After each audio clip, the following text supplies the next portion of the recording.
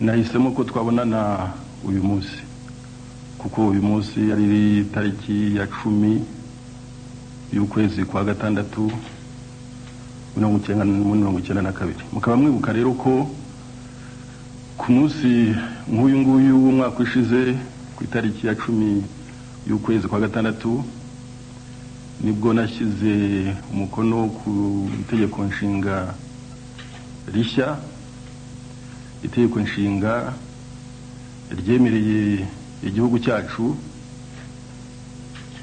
kugendera kuri politiki ishingiye ku mashyaka menshi. Kuri bakaba hashize umwaka kuri anniversaire y'iyo tegeko nshinga rishya, nashatse ko tubonana kugira ngo turebere hamwe iby'iryo tegeko nshinga rishya byazanye, cyane cyane politiki ishingiye ku mashyaka menshi, niba uko abanyarwanda babyifuzaga. Agira ngo rero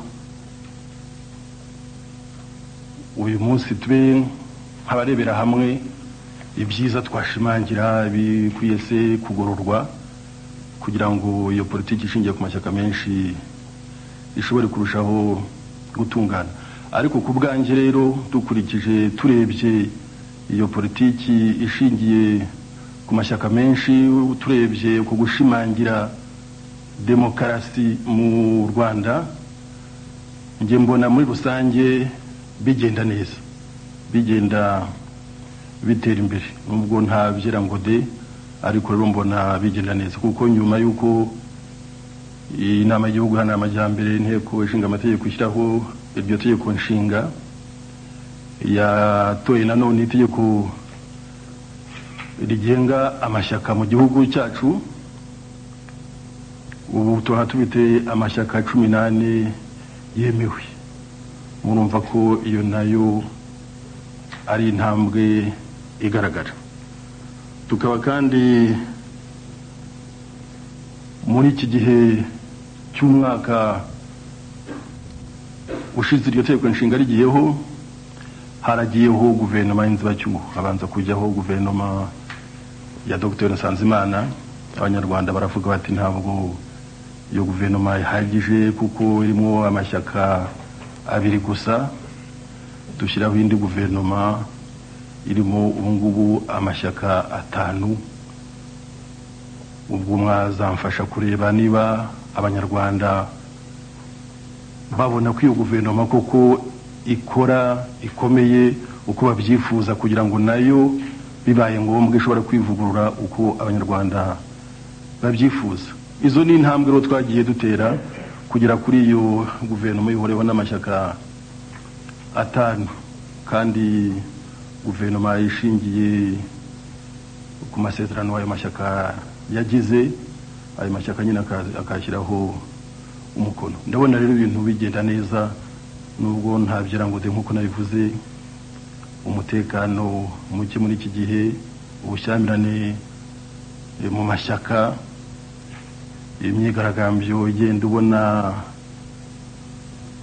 isa n'ivanga n'ubandi n'ivanga n'ubugome. Ibyo byose nibigomba gukosorwa, twarebera hamwe uko twabikosora. Nta discours mfite mvuga nuko kugira ngo mbasuhuze kandi mbabwire cadre y'iyi conference de presse uko iteye n'ikishingiyeho, no kugira ngo turebe nyuma y'umwaka itegeko nshinga rishya rigiyeho uko ibintu byifashe. Kaba rero ndubuze kugerageza gusubiza ibibazo byanyu, ariko rero sinaje gusubiza ibibazo byanyu gusa, ahubwo naje no kumva ibitekerezo namwe mwangezaho, kuko conference de presse bamwe bibwira ko ari kuza kubaza uvuga ngo atange ibisubizo by'ibibazo byose biriho. Ndakeka ko ari ngiye ari namwe ubwanyu, nta muntu ufite ibisubizo by'ibibazo byose biriho. Ubwo rero ufite igitekerezo yangezaho, igitekerezo cyakungura abanyarwanda, nacyo kiri buze kwakirirwa neza kugira ngo turebere hamwe nyine uko ibintu byarushaho gutungana. Aba rero mbatezamo bagiye kutuzanira amahoro, baje ejo batubwiye ko abo bavuganye no kuvuga inkotanyi atarabanzi ahubwo ari abavandimwe, mbese guhera ejo tugomba kuvuga ko abo bantu ari abavandimwe. Nagira ngo numva icyo mu bitekerezaho ko abo bantu twitaga abanzi noneho bahindutse abavandimwe. Mwaduha igitekerezo cyanyu, cyane cyane mwishyize mu ruhu rw'umuturage uri ibyumba aho imirwano ibera. Murakoze. Icyo kibazo nigeze kugira icyo nkivugaho igihe njya gusura Igikongoro. Icyambere nuko abanyarwanda twese twifuza amahoro. Abanyarwanda bose barifuza amahoro. Amahoro twayabaye mu gihe kirekire, ariko kuva ku itariki ya mbere y'ukwa 10 mu 1990 baraza barayadutesha kugeza n'ubu ngubu. Ariko rero ayo mahoro uko tuyashaka, turashaka ko ibintu byagenda mu murongo kandi bikagenda mu murongo ugororotse. Ubundi abagomba kuvugira igihugu n'abantu bagize guverinoma. Nabivuze Igikongoro, abantu bagize guverinoma nibo bagomba kuvugira igihugu. Nje nkabona rero muri iyi mishyikirano yabereye i Buruseli harimo yenda ibintu hari bigomba gusobanurwa. Icyambere kigomba gusobanurwa nuko kuva intambara yitangira, ariko cyane cyane muri 1991 abanyarwanda baravuze bati ko tubona amashyaka amwe yitwaye nkaho afatanyije n'inkotanyi. Byaravuzwe muri mitingi, bamwe babyemeza abandi babihakana. Muri bukana itangazo ry'ingabo z'igihugu ryahise kuri radio, maze iryo tangazo rikurura induru nyinshi. Ndibuka ko nigeze guhura n'amashyaka twari muri iki cyumba hashize nk'iminsi 3 umuntu agiranije cyangwa se nk'icyumweru iryo tangazo rimaze gusohoka. Amashyaka amwe yaravuze ati turashaka kubanza kumenya ayo mashyaka abasirikari bavuze ko afatanije n'inkotanyi, kumenya ayariyo, kuko twe tudashaka kuvugana n'amashyaka afatanije n'inkotanyi. Twari muri iki cyumba bati tubwire ayo mashyaka tuyace tuyasohore muri inzu kuko afatanije n'inkotanyi. None ubeje ubundi baragiye i Buruseli basinya n'izo nkotanyi.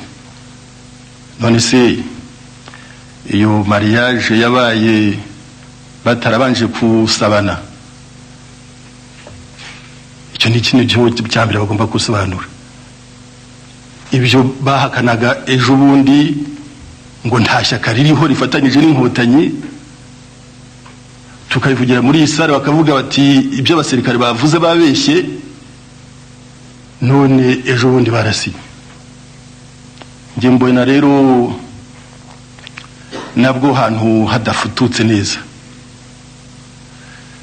Ikindi cya kabiri kidafututse nuko kujya gusinya n'inkotanyi ngo urashaka amahoro, kandi izo nkotanyi arizo zibuza amahoro, nabyo ntibyumvikana neza. Ntangira navuze ko guverinoma dufite ubu ngubu irimo amashyaka 5. Muri ayo mashyaka 5, 3 arahambiye agiye i Buruseli rwihishwa yitebye, asiza 2 ari muri iyo guverinoma ngo agiye gushaka amahoro na babandi badutera, kandi bagiye bihishe abandi babiri basigaye muri guverinoma, kandi basinyanye nabo ngabo babiri ko bagomba gushakira amahoro hamwe. Biri muri programme d'entente,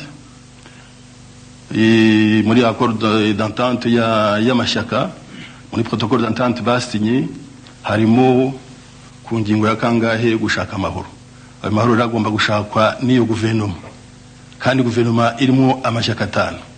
None rero abo bitebye kandi barasinye na amashyaka yose bari 5 bati dufite programme tugomba gukora, baritebye bagiye gusinya n'inkotanyi bati amahoro dushaka nukurwanya babandi babiri basigaye. Ubuse turemera ko bari hamwe nandi, ko bari hamwe se n'abandi basinyanye muri ya protocole d'entente uko ari 5, twemere se ko bari hamwe nabo basinyanye ejo? Aho naho hari ikibazo. Abantu basobanurira abanyarwanda ko ejo turasinyanye, uyu munsi usinyanye n'undi, turemera kuri hamwe nandi se wa mbere se cyangwa wa kabiri? Twemere se sinya ya mbere cyangwa twemere sinya ya kabiri? Niba twemeye sinya ya mbere, ntiwavuga ko ubu programme ugiye kugira ari yo kurwanya wa wundi wasigaye utamubwiye.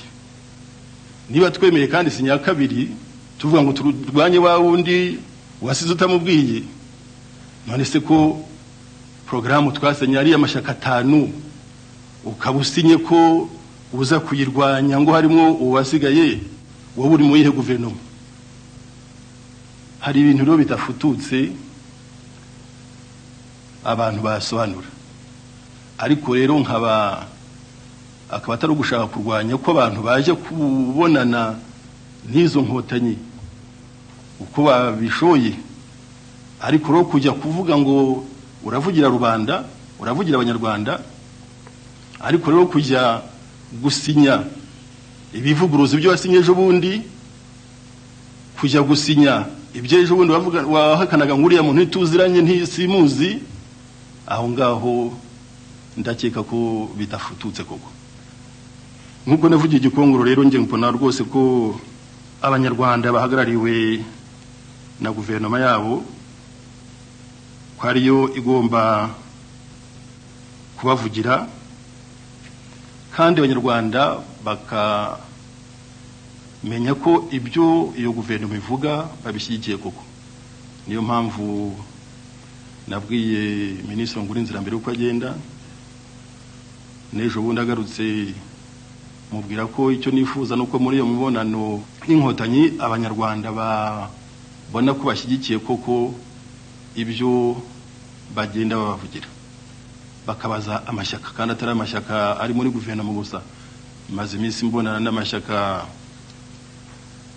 atari muri guverinoma, barambwiye bati rwose turasanga musa n'abaduheza ngo nuko tutari muri guverinoma, ariko rero amashyaka n'amashyaka, buri shyaka rifite igitekerezo, rifite uko ryifuza uko Rwanda rwagengwa, uko Rwanda rwacungwa. Niyo mpamvu rero nasabye ko ayo mashyaka nayo yagira icyo avuga kuri iyo mishyikirano nayo, kandi impamvu nasabye ko cyane cyane abahagarariye rubanda, abadepite mu nteko ishinga amategeko, ko nabo bamenyeshwa iyo mishyikirano, bakagira icyo bavuga, bakagira icyo babwira abazajya gukora iyo mishyikirano. Ukambaza rero tese uwo ngo waracyari umwanzi cyangwa se umwanzi, ngira ngo twese turifuza ko ataba umwanzi, ariko rero igihe cyohereza amasasu, igihe bavugana ngo baranywana ngo barasinyana hamwe, ugasanga byumba nibwo itewe, icyo gihe nanjye sinzi izina namuha cyangwa bo bamuha, sinzi nashubije ikibazo cyabo. Murakoze nyakubahwa President. Nitwa Karemera Gaspard, nkaba nkora mu kinyamakuru cyitwa Imbaga. Ikibazo cyanjye kirakomeza kuri ibindi byekeye imishyikirano. Mwavuze yuko bitumvikana yuko amashyaka yagenda adahagarariye igihugu akajya kumvikana n'irindi shyaka kandi bakanasinyana. Ariko iyo turebye mu mateka y'u Rwanda ntabwo ari ubwa mbere ibintu nk'ibyo byaba bibaye. Ishyaka MRND rikiriho ariryo ryonyine riri ku butegetsi ryajyaga rigirana bitandukanye n'iki gihe hariho amashyaka menshi, ahubwo numva ko no muri 59-60 Aprosoma yagiye igitera agiye i Nairobi kubonana na Kigeli bagirana imishyikirano, ibyo nabyo byarabaye, ariko rero sinzi niba ari byo twakurikiza. Icyo mbitekereza wowe nuko nkuko nabivuze, iyo mishyikirano nta wayanga niba ishyaka rigiye kuyikora ku giti cyaryo, niba ari ukugira ngo rirebe ko izo nkotanyi ko ziteye cyo zishaka yenda iryo shyaka rize ryongorere guverinoma, cyo ntawabyanga. Ariko rero kujya kuvugira abanyarwanda, kujya kugira ayo masezerano, kandi amasezerano avuguruza ya mbere, kuko amasezerano bagize ngo nayo kurwanya ishyaka riniri ritagiye muri iyo mishyikirano ritanatumiwemo, ariko iryo shyaka harandi masezerano mwasinyanye ko mugize guverinoma imwe mukaba muri 5, none 5 bavuyemo 3 bishize ukwabo. Icyo nibaza iyo guverinoma se ishingiye kuki? Aho niho tugomba kwibaza. Nyakubahwa Perezida wa Repubulika, nitwa Graciane Karambizi, nandika mu kinyamakuru Imbaga. Nyakubahwa Perezida, hari imyifatire nakwitamo iby'abasirikare maze iminsi igaragara. Hari abasahura bagafata abakobwa ku ngufu n'abagore, hari n'abica abaturage. Bikaba byaragaye cyane Kibuye, Byumba, Gisenyi, Ruhengeri. Bino nkaba nagira ngo mbabaze mwebwe mwategetse ingabo z'igihugu imyaka 30, mufitemo icyo nakwita experience, kugira ngo dukorere analyse, mbese mutubwire cyaba kibitera, kubera kandi ko muri ino mu politique mwe mwatubwira ingaruka mubona byagira ariko baturage ari no kuri intambara. Murakoze. Nje byarambabaje cyane, kuko kuva ingabo z'u Rwanda zibaho muri 60 zakomeje kurengera u Rwanda, zakomeje kurengera igihugu, kuko u Rwanda atari ubu ngubu rutewe. U Rwanda rwagiye ruterwa kenshi, cyane cyane umaze kubona independence. Izo ngabo zakoze akazi kazo, no muri intambara twatangiye muri 90 ingabo zakoze akazi kazo, kuko imigambi umwanzi yari afite ngo yo gufata u Rwanda mu cyumweru, ngo yo kushyiraho ubutegetsi bwe mu cyumweru kimwe, ibyo ntiyabishoboye. Ariko rero nanone ibyo byaje kuza ngo bikaba biterwa n'ibintu byinshi, ngo bikaba biterwa n'amagambo amwe y'abanyapolitiki yabaca intege izo ngabo n'ibindi bibazo. Ariko ronge bikaba byarambabaje rwose, kuko kuvigiye intambara itangira, abanyarwanda abaturage bari mu gace intambara iberamo berekanye bihagije ko bashyikiye izo ngabo, babana nazo, barana Rwantambi, babafasha kwikorera ibyo bagomba kwikorera, bakabagemurira igihe bari aho imihanda itagera. Urumva rero kugira ngo abasirikari bamwe bahohotere b'abaturage, ibyo birababaje. Nkaba rero rwose twafatanya ko nawe nabonye yuko bikubabaje, kongera gusaba ibintu bibiri. Icyambere ngasaba abaturage ko bakomeza kwizera ingabo zabo, kuko urebye abo basahuye, abo bishe ni bake cyane, kandi ibyo byose abo byabaye byahoshejwe n'izindi ngabo zifite umurava. Ngasaba rero ko bakomeza kuzizera, kuzitera inkunga, kuzibwira amagambo azishyigikira aho kugira ngo barebe abo ngabo yenda bajya gukora ibyo abanyarwanda batifuza. No muri izo mpamvu ariko nkaba navuga ko urabizi kuva muri 1990 twahamagaye abasirikari abasore ngo baze mu busirikari baza ari benshi ntibabona igihe cyo kurobanura. Urumva ko bamwe yenda bari basanzwe biba bari basanzwe ari amabandi baboneyeho nabo baza mu busirikari igihe yamenye kuri kurashije imbunda rero yahura n'umubandi akadatatu ngino tujyane. Uzi ndetse no mu minsi ishize inteko ishinga amategeko yashyizeho itegeko ryo kubabarira abari mu bihano abari mu munyururu igihe yashyiragaho n'iryo kubabarira impunzi zaba ziri mu byaha. Iryo tegeko ryatumye hasohoka muri prison abantu ibihumbi bigeze kuri 5 ngira ngo abo bose nabo bose siko bagiye bicuza ngo bakoze ibyaha ntibazongera kubikora. Iyo bahuye n'abasirikare bagenda bagasabura. Icyo kuba birababaje nkaba nasaba abaturage bakomeza kwiringira ingabo zabo bakomeza kuzishyigikira ariko ngasaba nkomeje ingabo ubwazo ukomeza kwerekana ko zizewe na rubanda koko komeza kwerekana ko ari ingabo z'u Rwanda kandi ingabo z'u Rwanda zigomba kurengera mbere na mbere uwo muturage uri ku mupaka uwo muturage bari hamwe uwo muturage bararanye Rwantambi. Nicyo nakwifuza nicyo na mbwira ingabo muri izo mpamvu rero bavuze byinshi ngo zaba zibitera bavuga yenda ko za unity ubwazo zaba zitameze neza byanije n'abasirikare uko bangana ubu ngubu muri iki gihe bakavuga yenda ko ubutegetsi bw'ingabo bwari buriho igihe twari dufite abasirikare bake tugomba kubuvugurura. Ibyo nabyo turabitekereza nabivuganye na minisitiri w'intebe nka kabiri n'ejo mu gitondo twarabivuganye.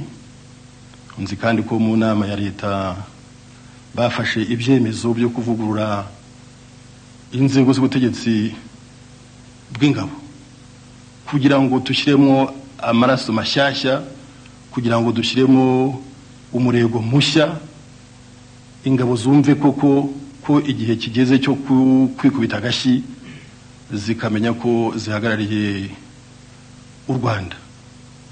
Icyo nifuza rero nuko iyo mivugururo itahagararira ku butegetsi gusa nkuko nayivugiye ibyumba ndifuza ko no muri za segiteri y'ingabo zihagaze mu ngando yazo bashyiraho za unité zihwanye n'abasirikari bari mu kubangana. Buri mutegetsi waho akamenya abasirikari be akamenya ko bangana akamenya ko abayobora akamenya abadakora neza akamenya abakora neza ntibikomeze kuvangavanga. Ibyo rero nibyo dukora twatangiye ejo kandi bikaba bizakomeza cyane cyane mu byerekeye restructuration za unité muri za secteur zose kugira ngo dushyireho ibigo dushyireho na za unité cyane cyane zihwanye n'umubare w'abasirikari barimo. Ariko rero nkaba nsaba n'inzego zishinzwe ibyo guperereza ko bareba basahura bakabahana kuko nkaba ibyo bavuze ku Kibuye ngira ngo abibyo ku Kibuye ibibyo muri banki commerciale bose barafashwe. Ibyo ni byiza. Abagiye gusabura ku Gisenyi bamwe barafashwe n'ibintu ndetse bimwe biragaruka. Ariko rero ibyo nk'ini Kigali byasahuwe urebye nk'ibyumi byasahuwe muri iyi minsi wibaza niba nta ba OPG baba muri utwo turere wibaza niba nta za parike ziba muri utwo turere. Umuntu yarambwiye ati rwose biratangaje kubona umuntu yinjira mu iduka akajya gusahura akagenda yikoreye nk'uvuye gusarura mu murima we ntihagire umuntu umureba ijisho ntihagire umuntu umuhagarika ntihagire umuntu umubaza ati ngwino tujyane muri parike ntihagire OPG uza ntihagire umujandarume uza.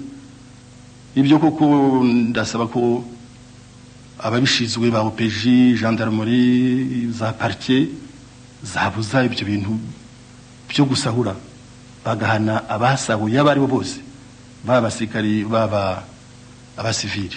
Nicyo nagusubiza ku kibazo cyawe. Murakoze nyakubahwa Perezida wa Repubulika. Nitwa Regis Nshimiyimana nkorera Orenfor. Mu gihe tumaze muri politiki ishingiye ku mashyaka menshi, na mbere yaho twakomeje kuba mu bihe by'intambara, ariko iyo urebye muri ibi bihe usanga mu nzego ari Perezidansi ya Repubulika, ari Minisiteri y'Intebe, ari guverinoma, ari amashyaka, ari abaturage, ari abasirikare, ari n'abandi tutazi, hose hagenda havuka ibintu bigenda bihura bigatuma umutekano muke. Minisitiri w'Intebe ati jewe nimutemera ibyo nemeye ngewe ndegura, bati were kwegura. Aba ministeri bagafata ibyemezo mu nama yabo, abaturage ejo bati ntago byemewe. Ndavuga nk'ingero za laissez-passer, mwumvise ko hirya no hino batangiye kubyanga. Amashyaka ati twebwe uko tubyumva, icyo twakora nuko abantu badasangira natwe, tutavuga rumwe, tutahura ngo tuganire, bigatuma buri munsi abayoboke barwana. Minisitiri w'Intebe ati abaminisitiri ntimukavuge muri mitingi ibyo muri guverinoma, ugacya mu gitondo tukaba turabyumvise. Bashyiraho umuburugumestre, abaturage bati ntaveho, abasirikare bakagenda bakajya kuyogoza igihugu. Mu minsi ishizeho noneho uretse no bavuze ngo namashyaka ariko bira byo kuyora ibintu mu mujyi no gusahura, byagaragaye ko gihishwemo koko n'ububandi n'abandi bantu bagenda binjira buhoro buhoro, bityo abaturage bakafite ubwoba yuko byabifitanye isano n'inyenzi nk'uko bikunze kugenda bigaragara. Ibyo byose ko bituruka ku mategeko atubahirizwa, aragenga amashyaka, aragenga abanyarwanda, bizagenda bite nibikomeza kuzana umutekano muke? Ibyo bikaba bitumye nibaza ikibazo kimwe gusa, nyakubahwa Perezida wa Repubulika, guverinoma ikoze nabi, abaminisitiri bakora nabi, tuzategereza igihe y'amezi 12 azarangirira tukabona nta nshingano bagezeho, tukabona ubusubira inyuma twarangije gushira. Murakoze. Ariko si gushobora kumbwira aho Minisitiri w'Intebe yavugiye ngo nimutemere ibingi bindegura? Byatugezeho ko mu nama bagira nabihereye, cyane cyane mu nama ya guverinoma kwa Perezida wa Repubulika, ko byavuzwe, ubwo niwe biterebye nabyo mwatubwira ko ari muha, bikaba ari amahiri. Mu nama ya guverinoma yivugirwamo ni ibya guverinoma yose, ntabwo ari iby'umuntu umwe. Ubwo rero ntawavuga ngo kanaka yavuze ibi, kuko abavuga mu nama ya guverinoma ni benshi. Icyo kuri ikibazo cyawe ubwo gifite ishingiro, uvuga uti amategeko niyubahirizwe, amategeko niyubahirizwe koko. Ariko rero kandi nabwo ibintu wa mugani bigomba kugenda ku murongo. Ntabwo guverinoma yavuga iti ndabona igihe tugezemo laissez-passer umuntu yazikuraho kuko yabonye yenda ko zitangwa nabi, kuko yabonye se yenda abantu bose bazifite, n'uwagomba kutazigira akazigira, n'izindi mpamvu guverinoma bwayo yiboneye. Avuga ati nkuyeho rero laissez-passer, ntabwo undi yavuga ngo nge nzishujeho kuko guverinoma yafashe icyemezo. Icyo wavuga uti mwayizikuyeho, ariko turabona bibangamiye umutekano kuri uburyo, ese ntimwakongera gusuzuma icyo kibazo? Nibyo byagenda mu murongo mwiza. Hari ibyo yavuze by'amashyamirane y'amashyaka, nibyo birababaje, cyangwa se kugira ngo kuraho burugumestre. Nge ndumva icyamara ibyo ngibyo ari uko nk'uko byemejwe muri protocole d'entente y'amashyaka ari muri guverinoma, twareba vuba ukuntu twazajya amatora, kuko simbona ukuntu abantu 500, abantu 1000 bakwikora ngo bagiye gukuraho burugumestre wabo ngo nabavira aho ngaho. Komini tuwe n'abantu 20,000, 25,000, 2,000, 3,000 bati dukuyeho burugumestre.